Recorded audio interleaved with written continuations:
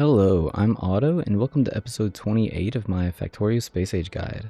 So in the last episode, we set up some electric engine units, and I was thinking about it, and initially whenever I was setting up the advanced oil processing, we grabbed, I meant to grab 6, but I grabbed 7 of the decider combinators, and I was thinking about it, and I was like, you know what, like, this wasn't really a good showcase. Initially, I had a plan to kind of show off something else that you could do with the combinators, specifically a latch. But then, kind of as I was getting over here and doing this, I was like, that might be a little too complicated.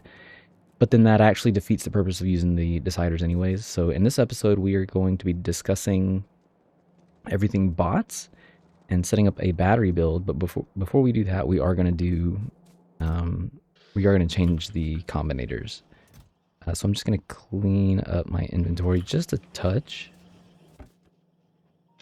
Get rid of that. Just a few things that I want to get rid of.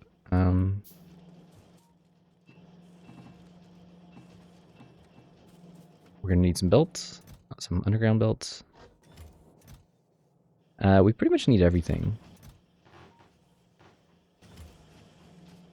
I'm going to need some more chemical plants. Those are over here. 23 is not enough. 30 is plenty. Okay. Is there anything else I need? Maybe pipes?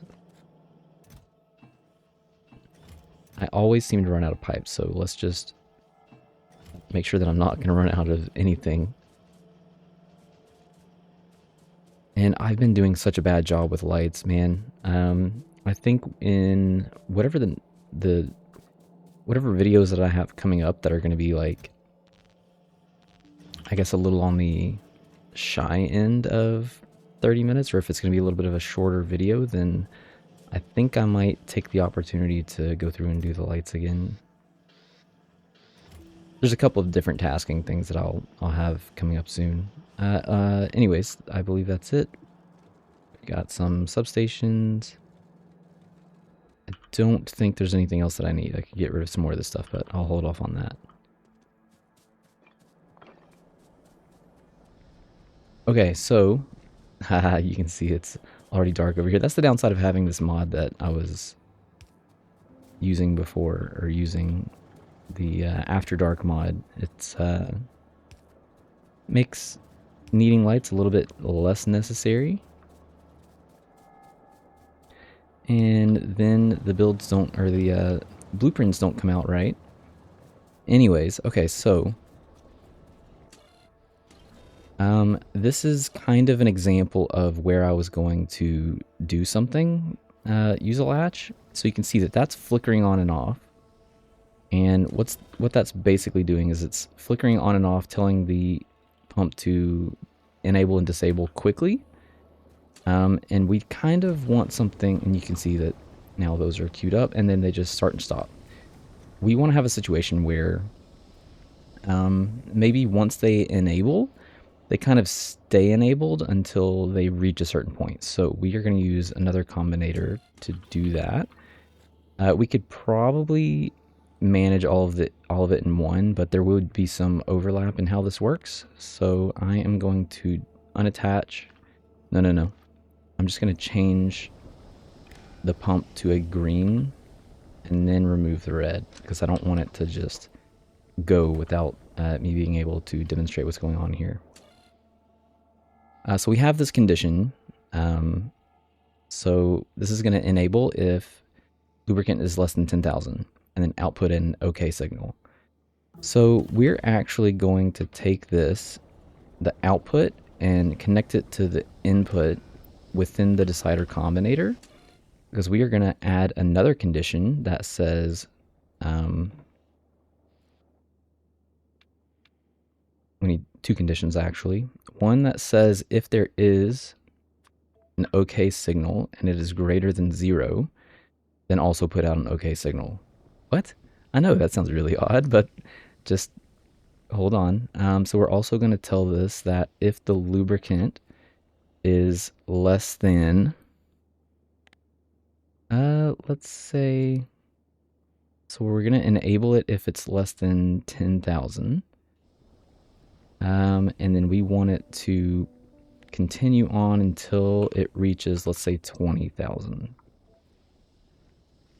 So now it is less than 20,000 for sure, but it does not also meet the check. So how does the check enable? Well, the check enables once it is lower than 10,000. So once it is lower than 10,000 here, it's going to enable the check, which is going to also have it's already got the under 20,000 condition fulfilled, but it will also then enable this since we have the output going back into the input, which you should know has to be a different color. Like, we do not want the incoming, like the external incoming input for this and the outgoing input to interact with anything else other than just itself.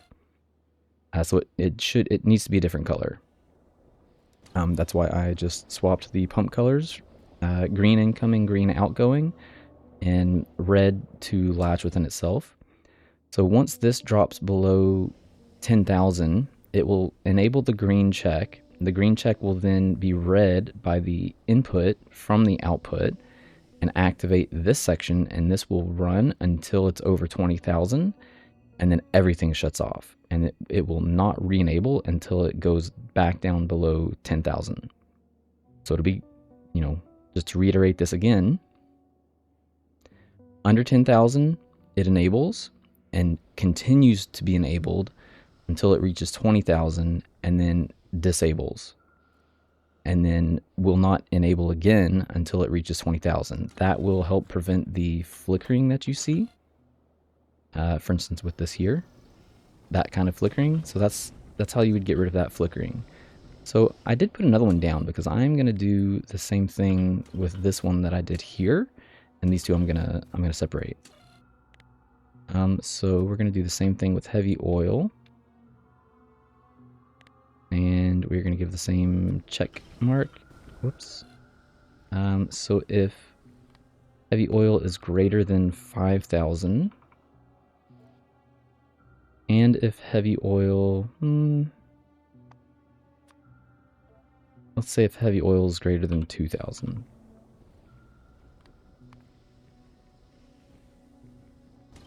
And then we need an input signal. So it doesn't matter if you attach from the power tower to this, or you can actually just continue the network in between these two and then continue out from there.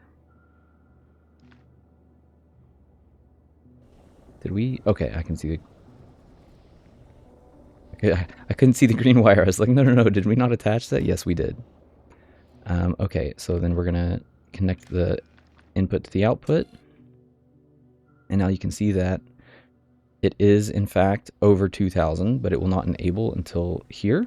And then we need to do the check mark. Check mark is greater than 0. So once this flares up again, this condition will be complete and it will go until it is below 2,000. I don't think that I'm going to sit here and wait for it, although I was kind of hoping that it would. Oh, sorry. And the output needs to be set to 1. There. So now it is just going to go and keep pumping and keep going. And that will allow this to be over the 10,000 mark that we have set, or 20,000, whatever I have here. And there will be some overlap between these two, but, whatever. It's fine. So we're going to do the same thing here. I'm going to swap this to light oil. This is going to be the check mark, greater than 0. So I don't think that we want this to be too much higher.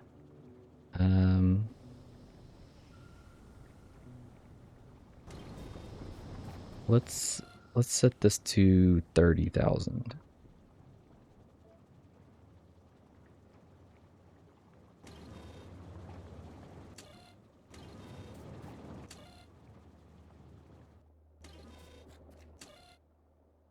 So once it gets to 30,000, then we're going to say that it's good enough and can turn off. But we want to keep more than 20,000. So I guess we could change this to 50. Like, it doesn't really matter. Just as long as there's some gap between the two. So once it gets below 20,000 light oil, it's going to enable the check and activate the pump. Did we change that? No, we did not. Oh, see, that's why I wanted to connect them first.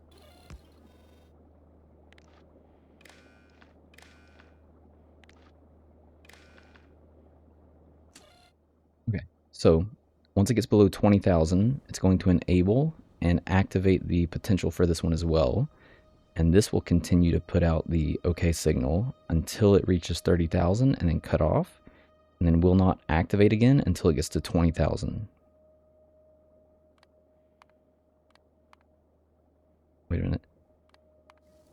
Nope, no. Less than 20,000. Less than 30,000. Okay. Now we're good. I had different conditions set for the heavy oils. So for this one, we're actually just going to do the same thing that we did with this one. So we can actually control right click and control left click into this one and just paste the settings, and that will function the same way. So both of these now have conditions set independently. This one has conditions set for like based around the light oil. This one has conditions based around the lubricant, but they both together have conditions based around the heavy oil. And then for the last one, we are going to do something similar. We're going to enable once it's below 10,000. Let me do all this connection stuff again.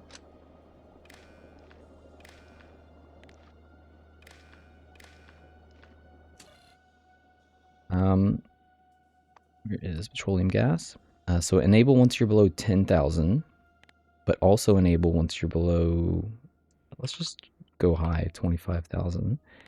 And the check mark is greater than 0.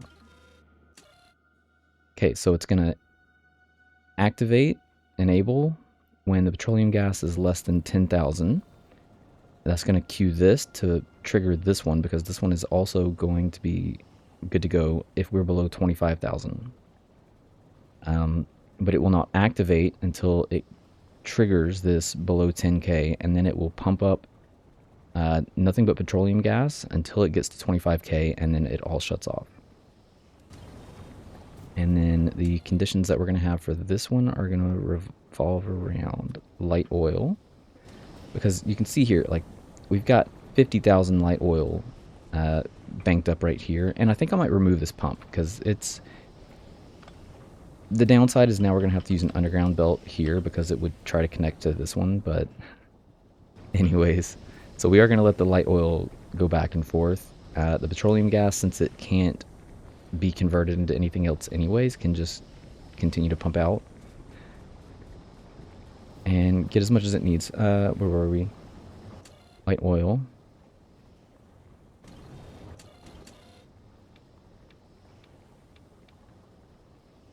So we're gonna enable if we're gonna check mark and send an output of 1. This is going to be a check mark greater than 0. This is going to be light oil. So if light oil is less than, how would it not interfere with this one? So we could lower these numbers and then have it set. Yeah, let's do that. So we're going to lower this to 10,000. We're going to lower this one to 20. And then these need to be higher. So if we get so much that we get to let's say light oil is greater than 40,000.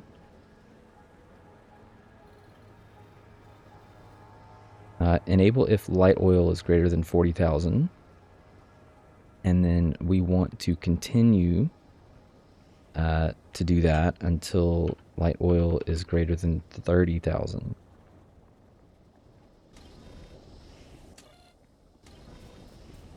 So that will mean that this one will not activate while this one is active. Right? Or I guess it could, but... So this one is going to try to push the light oil down if it's above 40K, and this one's going to try to bring the light oil back up if it's less than 10K. Okay, so that is that. I will update that in the episode, what was it, 26? 25? I don't remember which episode that was. 25, 26? I will update that in the blueprint for the advanced oil processing. So let's talk about bots, because this is going to be, like, this is already going to be a long video. Oh, oh no, I meant to start research. Okay, well that's fine. Maybe we will go do the battery build first and then come back when the bots are enabled. So this is construction bots, logistics bots. We're gonna definitely get worker speed, worker robot speed, because they're already gonna be slow enough. And even with both of these, they're still gonna be pretty slow. So I think that's everything that we need for now. All right, so let's go do our battery build, and then we will come back for bots, or to discuss some of the bot stuff. We're not going to activate bots in this episode. We will activate them in the next episode, as long as we don't have a biter problem. We're getting there. Yeah, we'll be fine. We'll be fine to do bots next episode. So what do we need for batteries? So batteries, we need sulfuric acid coming in. We need... Why did I not...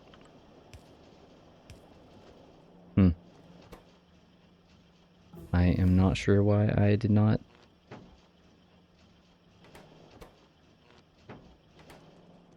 jump that over, but whatever. Okay. We're going to do it over here because I do not think that is enough room. And we're going to need power.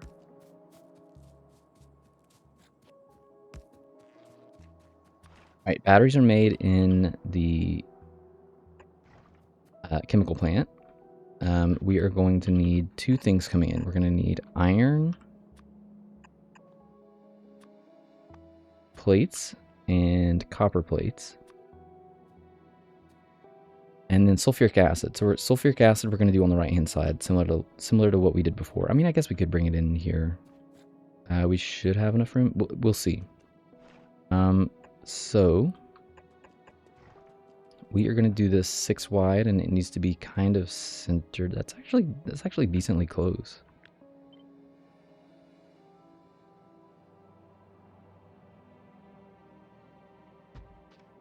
Yeah, sure. There's fine. Okay, batteries. We need sulfuric acid. We need copper plates, and we need iron plates. And we have plenty of all of those incoming, so we will not have any issues for a bit. I only have 1 copper coming through. Oh my goodness. All right. So we need sulfuric acid. So I guess we can have the sulfuric acid going in here and coming out, I don't know, let's say there for now. And then we are going to need a belt of incoming material and a belt of outgoing. Probably doesn't matter which one of these is which. We will figure that out shortly. Oh, hey, that lined up. Awesome.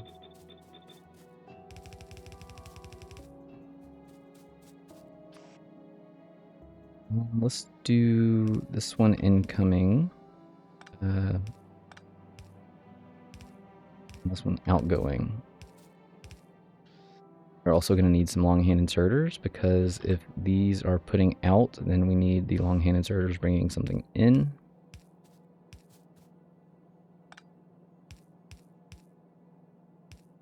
And these will then put out on this belt. And we want a substation right smack dab in the middle. So then this will need to go over, and this needs to go over. Okay, so then for the copper and the iron, we need the copper to be recessed one back. The iron can then come through here. Copper goes into here and then jumps over, and then iron is allowed to just go through. This is the iron line putting on the top side. The copper line is coming and putting on the bottom side. Then they are incoming here, which means that this top line will be our merge line. And then we will allow for more to come through the top. And that is basically most of what we need for, no.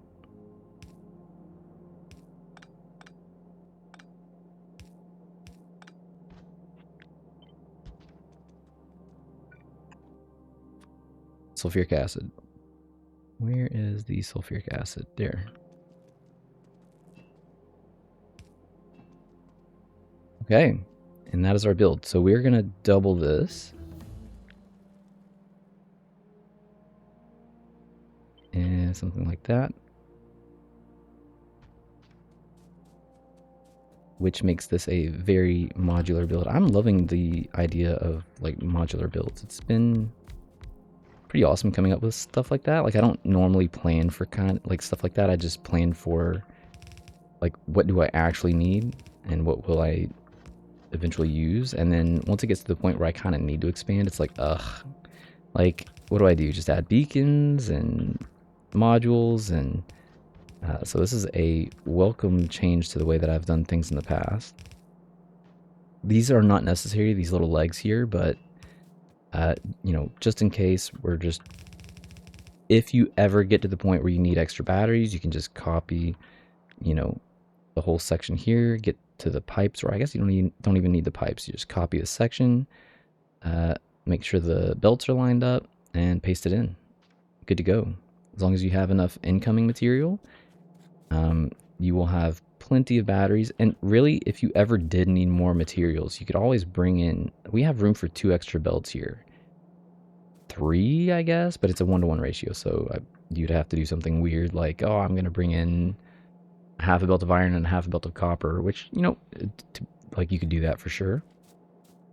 All right, we need to hurry this up because this is already going to be a long video. Nope.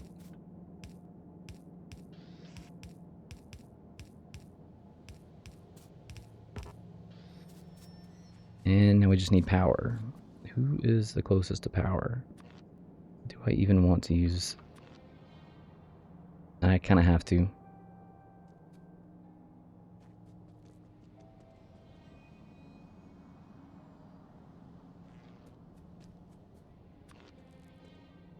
That's fine.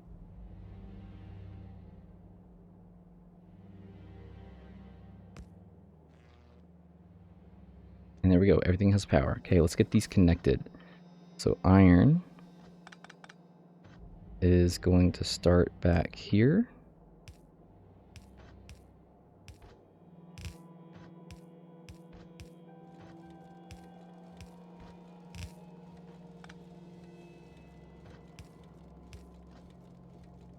Oh, I do not need that.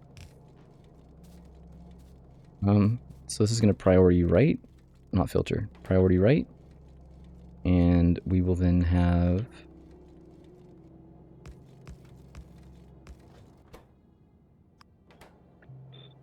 priorities left, and that will condense them to the top. So this goes through here, this goes under and up and is allowed to continue through here. So we need copper now. Copper is going to come through from, ooh, that is a problem.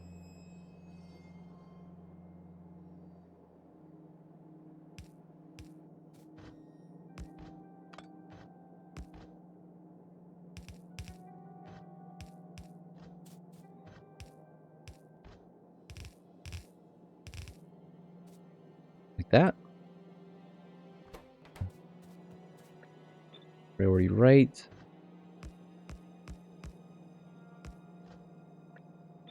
And priority left.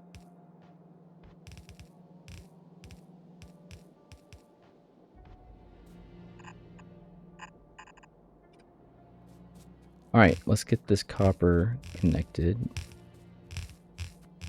And then we are going to talk about bots.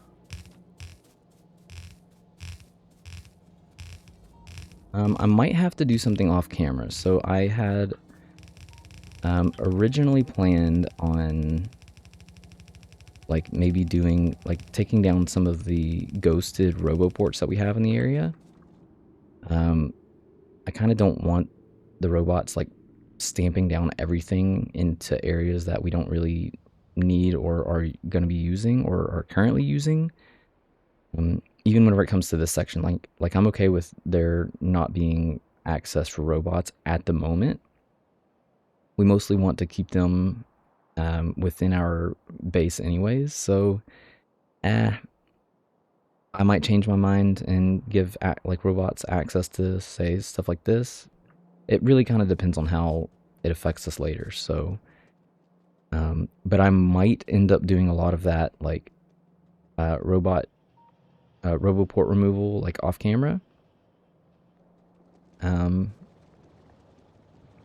don't feel like it's too big of a deal to do that. Like that's even sped up. That's going to be kind of boring. Okay, so let's talk about robots. We are 26 minutes into this episode, so we should pick the pace up a bit. So what do we need to talk about? We have roboports. We've been placing ghosts down for all of them. Oh.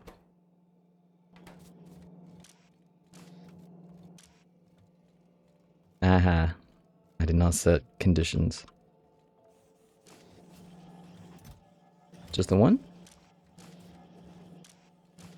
You know what the worst part is? The worst part about that is I actually went through and double checked a lot of this after I messed up the steel, the gun turrets over here. And didn't place these. I went through and checked a bunch of stuff and I still missed it again. Man. Yeah, don't forget to double check your work. So I'm going to... Okay, so let's first talk about the storage. So we have the yellow chests and we have the red chests. We also have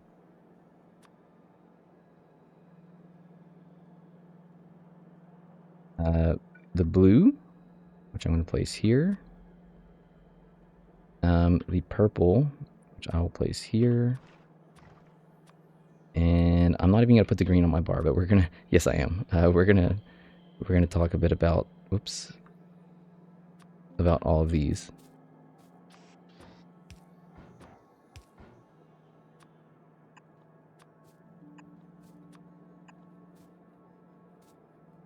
If you saw my last episode or my last guide, then this is going to be just, you know, basically the exact same thing. So feel free to skip to wherever you need to skip. But as you can see, we have access to 2 of them. We don't have access to 3. The 3 are going to be available later on down the tech tree. I don't recall how far. Oh, come on. It's an easy symbol. There it is. So to get it, we need space science, and we will be doing that pretty soon.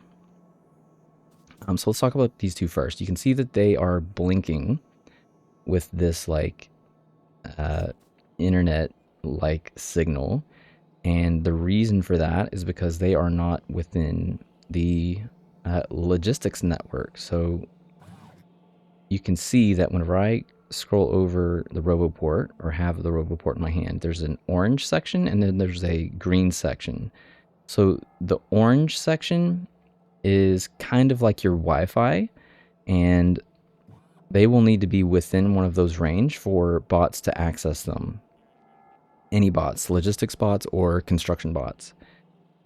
However, the green section is an area that the construction bots are capable of working with. So the construction bots, it's largely their territory. The green section is largely their territory. They can pick up and remove things from the world, and do a couple of other things that we may or may not get into depending on how much time we have left. But then the orange section is largely the domain of the logistics bots. So what is the difference between the two robots? So a construction bot, the construction bot here is generally responsible for placing things and picking things up. It can cut down trees, it can pick up rocks, it can remove things off the ground, it can place your buildings, it can remove your buildings. It can place things into inventories, but only with a very specific way of doing it. Generally, inventory placement and moving things from one chest to another is for the logistics bots. But it is something that if you did manually force something to happen, then the construction bots could do stuff like that. What do I mean? What do I mean by that? So let me go into map view and remote view. If I were to say have something in my hand and I wanted to put some into a box, that is something that the construction bots would do. And I think the reason for that is if you had something like this, you generally have construction bots on your person. They're not just for the network. You can have some personal ones as well, and that would allow your personal ones to put stuff into chests. You generally don't have logistics bots on you because there's basically no reason to have them on your person.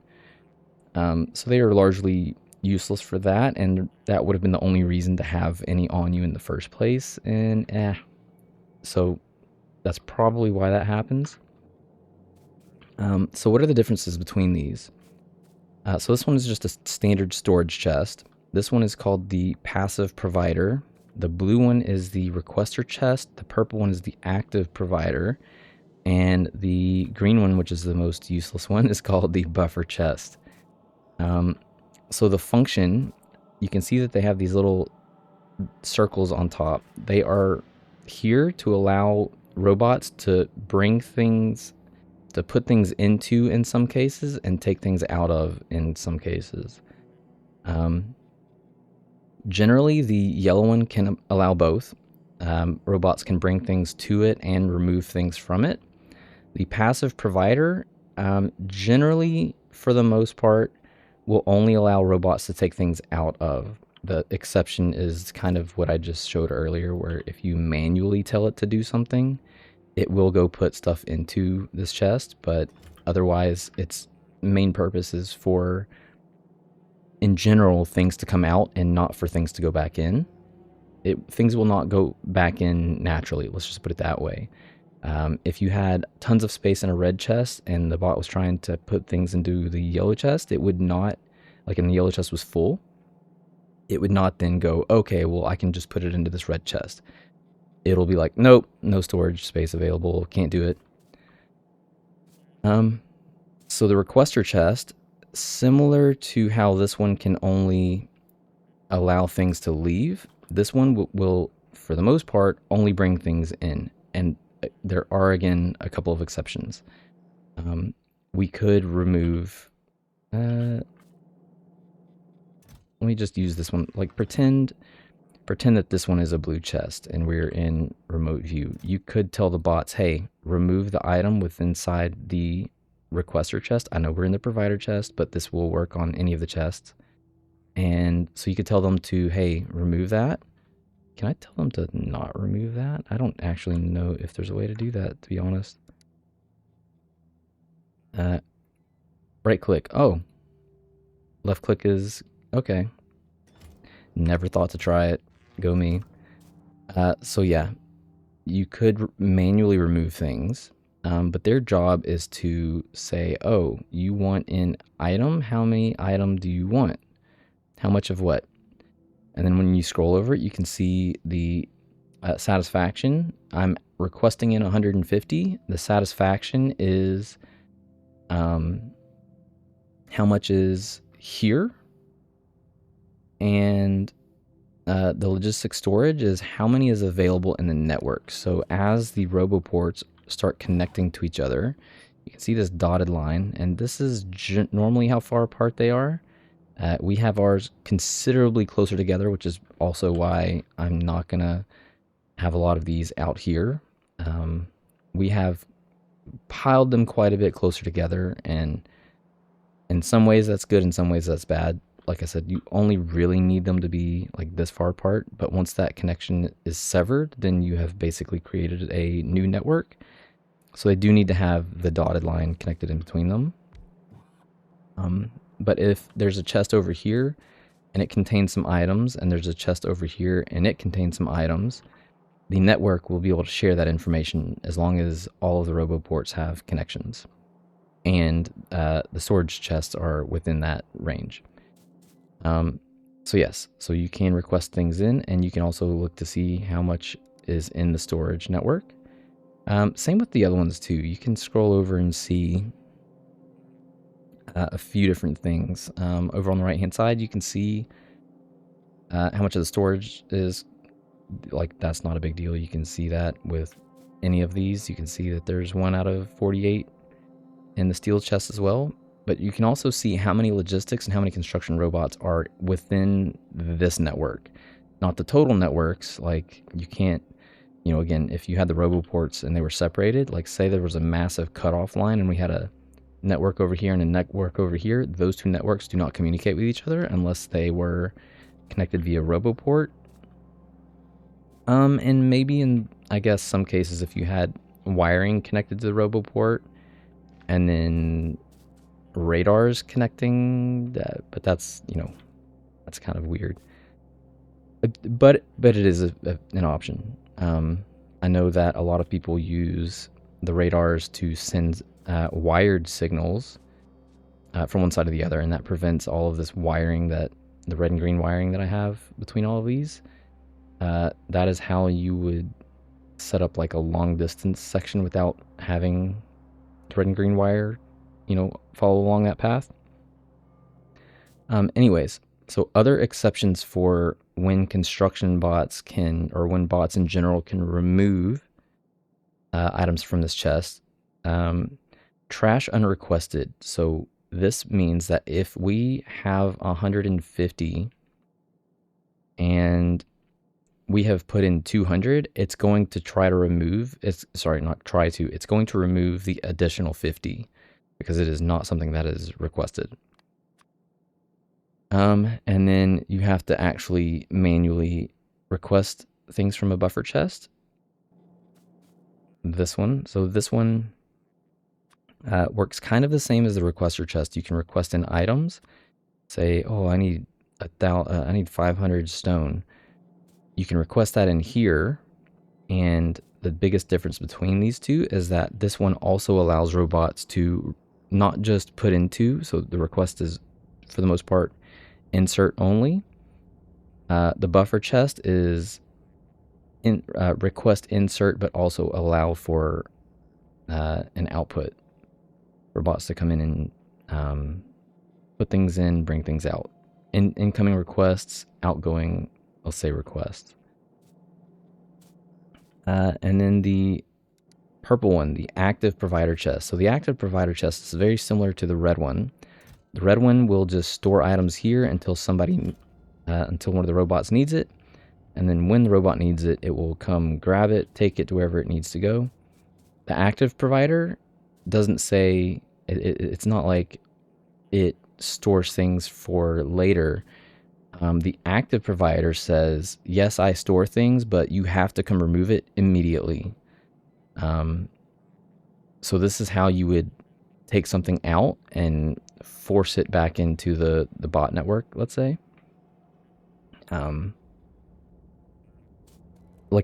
instance, if you had incoming shipments and you know that you have more shipments coming in soon, you need the available space to have those shipments come in. So you would use, for instance, active providers to make sure that the robots remove those immediately to allow more space for the next round of things coming in to then have the robots remove those immediately. So that's the biggest advantage of the active provider. I would say that maybe 90% of our storage, 80% of our storage is going to be the storage chests. You could use the passive providers for a lot of the things, but the storage chest allows you to remove from and insert into. So once we get around to updating all of these steel chests, we are going to then, like, that will allow. So we have 50 of these. We have the conditions set. Only allow 50 in. But if we removed these from the world, the robots could then bring in the combinators and put them back into this chest, even past the point that the inserter is allowing, let's say. Actually, let's just go ahead and set that up. I do not know why that just decided to do that, but whatever. And you can also see that with the storage chest, there's a logistics filter. So what does this do? So in general, just this chest being here allows the robots to come and put anything into this chest. So if we tore apart these rocks, the bots destroyed the rocks. They're bringing back stone and in some cases coal. They need somewhere to put it, and they will just put it anywhere that they feel. To be fair, they do try to group things up. But in this case, we want them to only bring back the arithmetic combinator. So we would have to filter for specifically that. And now that will not allow them to put anything else in this chest since it has this filter. Okay, so we are going to start the process of transferring some of this. So I want to set up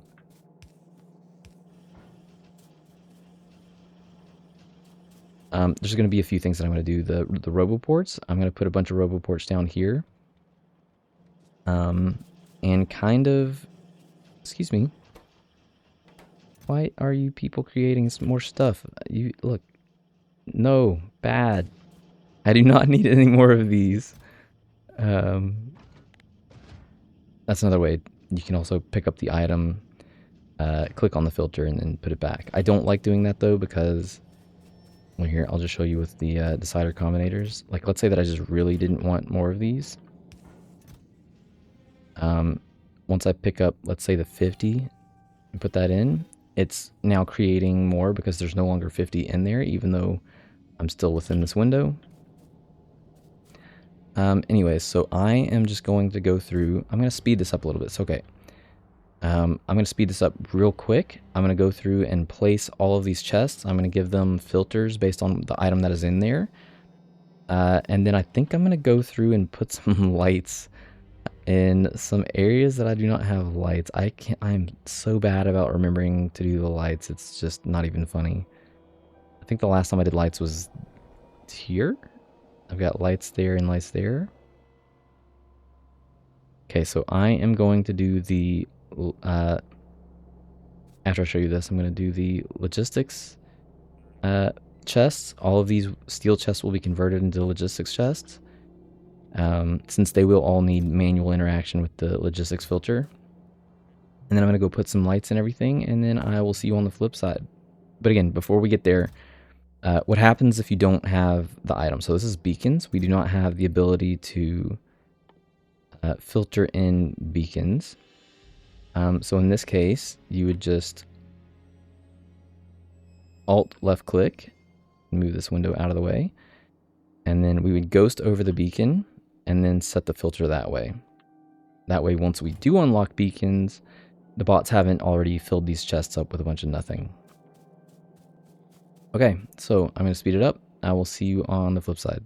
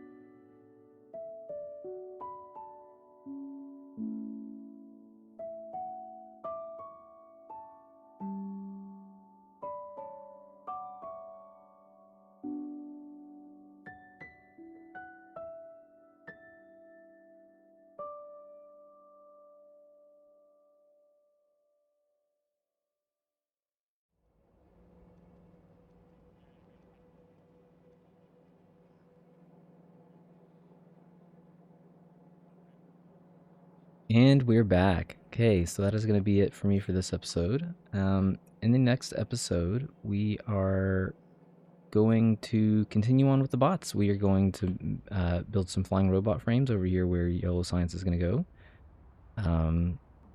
And yeah, have our first bots flying out. So if you've been enjoying my content, you know what to do. And I also have a Discord now that is very slowly growing. I will be that is where my channel updates will be from now on, and there will be some other exclusive Discord content. So be sure to, join the Discord. The link is in the description. That's it for me. I will see you in the next episode, and thanks for watching.